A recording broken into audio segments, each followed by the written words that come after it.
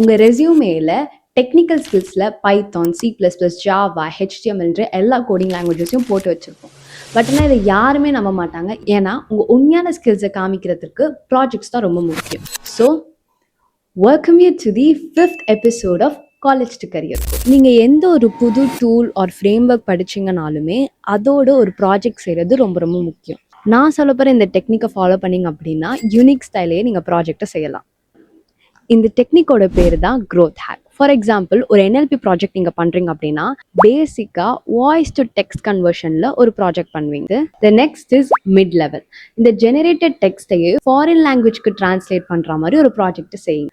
அடுத்து அட்வான்ஸ் லெவலில் இப்போ ஜென்ரேட் பண்ண இந்த ஃபாரின் லாங்குவேஜையே வாய்ஸ் கன்வர்ஷன் சிஸ்டமாக மாற்றுங்க.